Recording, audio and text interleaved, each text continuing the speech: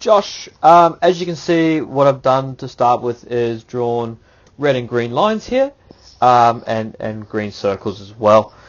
So they're to indicate really greens for good, reds for things we need to adjust, or I'm going to recommend for you to work on with your swing. Let's just start off here. Our positioning is pretty good actually.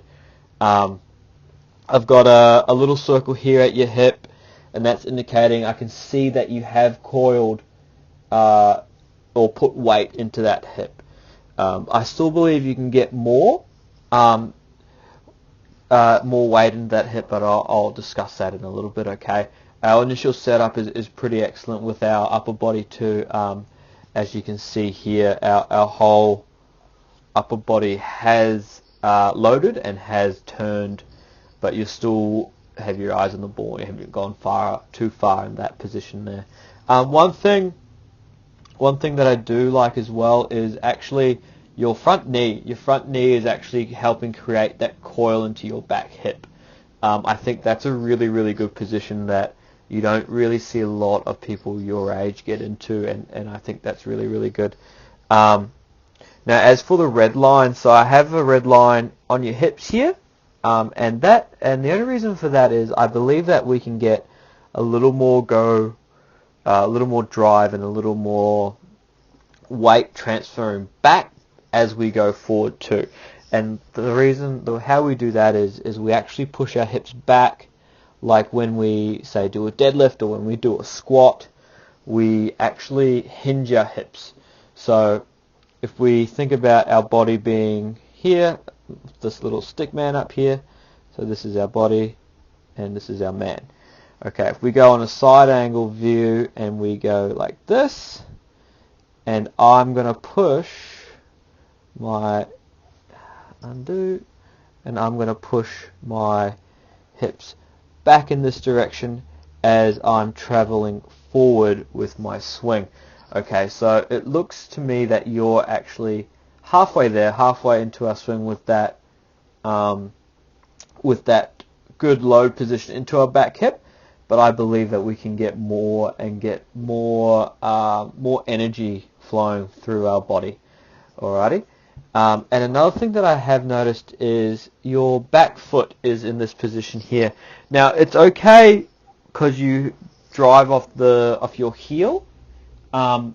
But I think you can be in a bit more of a more athletic position if our foot was in a more in line with your knee position. Okay, so that's all I have for your initial load position.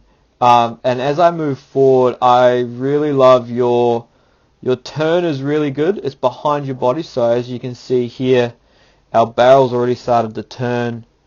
It gets to this position here, and it continues to go until contact. So this is actually excellent. That's a really good barrel arc and a barrel turn. So I'm really happy with that, Josh. As we move forward to contact, you've hit the ball out in front of your body, which is really good. And what I also do like is I can see that there is bend in your arms here.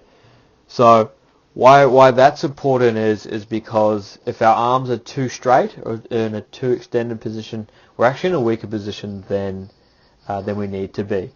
The golden rule of thumb is kind of if we can have a tight turn and keep our arms and our limbs as close as we can to our body, we're in the strongest possible position, and we want to make contact at the strongest possible position. But this is a really good swing and a really good barrel arc here. As you can see, it's the ideal barrel arc. You're in the zone for a long time, so you're in the zone from behind your hip all the way past contact. As we go forward here, you actually don't get out of the zone until we get to this position here, which is really good. So you have a lot of plate coverage and you have a lot of room for error in our swing. So I think one thing that we can really work on is being more into our being more into our legs and using our lower half a little more effectively, okay?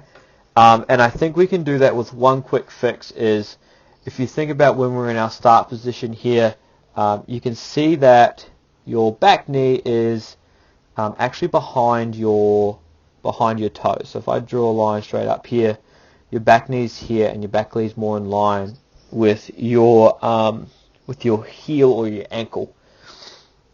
What I would recommend is you actually shift this forward a tad and put your weight a little more stacked into that position, and you actually think about having your knee over your toes. Alright, so if we think about when we sprint and when we do the fastest things that we do, and a powerful position that we're actually in is, say when we deadlift, our knees are actually over our toes. When we sprint, we're in that long, extended, powerful position that we're in. Our knees are over our toes, right? So if we can apply those theories and that logic to when we swing and we want to create power and speed and total overall efficiency, I think that's a really, really good starting point. Obviously, you have to find a comfortable spot with that. So if you want to tinker with, going a little further or a little less, but like I said, the golden rules, I would like to see your back knee over our front toe here, okay, or a back foot toes. But overall, it's an excellent swing, Josh. I think there's a lot of good things. There's way more good things than bad things. Just a few minor adjustments and really use your body more efficiently. I think that can go a long, long way. Good job, mate. If you have any questions or want to reach out, feel free to either go through Mr. Long or contact me directly. If you want to shoot me another video with some adjustments that you've made, that would be awesome too. I'd love to see that. Keep going, mate. We'll see each other as soon as possible. You're doing a good job. Good job, Josh.